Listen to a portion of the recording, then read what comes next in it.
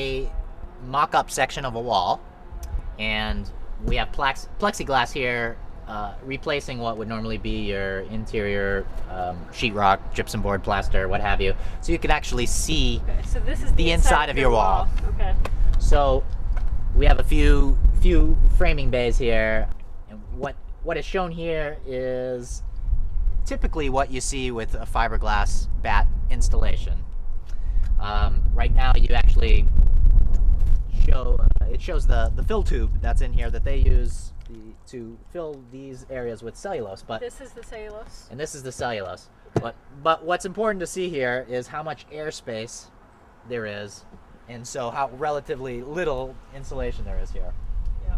So if you had a house with all these air gaps, you still could benefit from having your house insulated with cellulose. Even if there's fiberglass in it, it may be beneficial. Okay. Depends how thin. In the home we're doing today, yeah, they have a thin, very thin bat insulation. Okay. So we're gonna address it by adding more cellulose. So this is the outside of the house, just to show we're on the other side of the wall that we just saw that was open with the cellulose and the fiberglass. So to insulate a house from the outside, this is what you do. You take off the sidings. Yeah, typically with a tube-filled installation, they would remove a band of siding around the middle level of your wall, so they can feed the tube up and pull it down as they're blowing cellulose, and feed the tube down and pull it up as they're doing cellulose. So it actually has less holes doing the tube fill method than it would with a ordinary hose with a hole. Okay. So what's the impact on the cosmetics of your house? Sort of. So vinyl siding such as this is ideal. It's very removable and reinstallable without any damage at all. You'd never see it again. Okay. And you plug the holes with styrofoam? Is that how you do it? And they plug the foam with styrofoam. The holes with styrofoam. For a good watertight, airtight seal. And you can equally do this with any other kind of wood siding. With the only necessary thing to do would be to paint paint over the nail holes that you might have to create. But it's not a big deal. Cellulose fills all around everything and makes a nice airtight seal. But there is one concern in older homes around turn of the century, early 1900s homes have knob and tube wiring. Typically, it was the first stage of wiring. And it can be a potential fire hazard to put cellulose into walls with knob and tube wiring. So it either needs to be removed and rewired, or you should not put cellulose into it. Okay, so if you have knob and tube wiring, you shouldn't insulate your house until that's been replaced. Okay, so here we have a cellulose truck. This is if you have your home insulated. This is what happens. The insulators come with their truck full of cellulose, and they're going to be pumping it into your walls. So Tony here is going to show us around to show us how it works. What we're going to do is actually test the machine to make sure we have a good amount of pressure to have a full dense pack capacity. Everybody watch their face.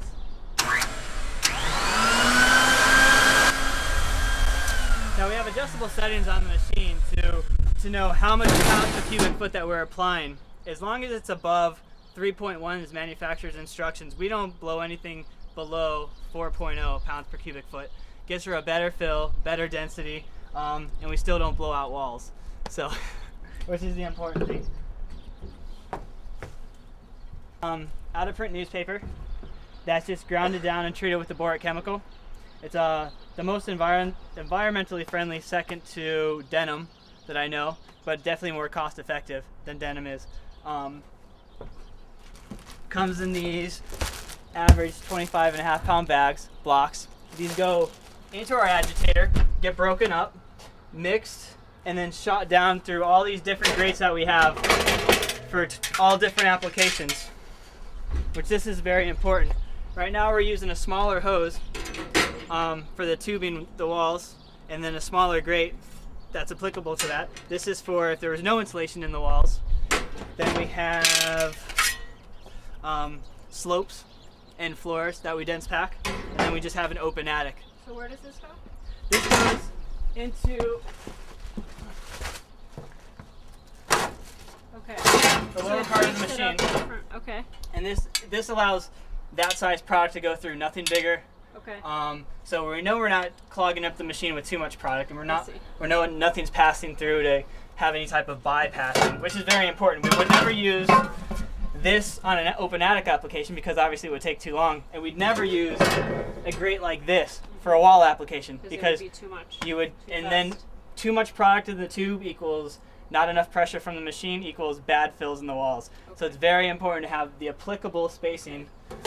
But I mean, this machine it's a great machine for me for what the applications that I do. It might not be great for other people, but it handles great for us. We check the pressure at least once, twice a week to make sure that the pounds per cubic foot that we're installing is up to par, because we don't want to shoot for anything below that. So you really need to check, make sure your machine works. Right, absolutely. And it's all just basic preventative maintenance. You know, Yeah. make sure the belts are lubed, make sure the chains are lubed, make sure you have good air intakes and whatnot. Yeah. It's a very simple machine, and it works if you work it, Okay. right? So the potatoes get blown out into this big tube and then into the hose into the house. Correct. And so how long does it take to insulate, your average sort of two-family home in Somerville or sort of ranch? I would estimate nothing less than a day and a half, 2 days. Okay. Basically because a lot of people are out just to do money, to fast turnaround. You want to take your time, you want to do thermal scans before and after, you want to make sure every cavity is filled before you leave, which not too many people are doing. It's just the contractor shows up and says, trust me, we'll get them all, and then before you get home from work they're already gone and here bill comes in the mail. So it's it can move as fast as you want it to. The walls will only fill so much. Right. But it really comes down to how passion over price. Right. How passionate is. Well, not just passion, but price. I mean, your energy savings down the road. Absolutely, Right. absolutely. And a lot of people really look at the upfront cost of what we're doing. Yeah, it could be pretty drastic, but to pay that back in 3 or 4 years, and then there's a lifetime of savings, 30, 50 years past And that. comfort. Right. And you're lowering carbon emissions for Yeah, climate change. it goes full circle. Yeah. There's really, it's great for the economy, great for the environment, it's great. And good for people. Yeah, I haven't found a downfall yet. Okay, great. Well, thank you. Oh, thank you. All right. Thanks for joining us today for our third installment of energy efficiency videos. We want to thank the Energy All-Stars who do the installation, and Big Meister for telling us about how to properly insulate our house and air seal it. We also want to thank the City of Somerville for doing these videos.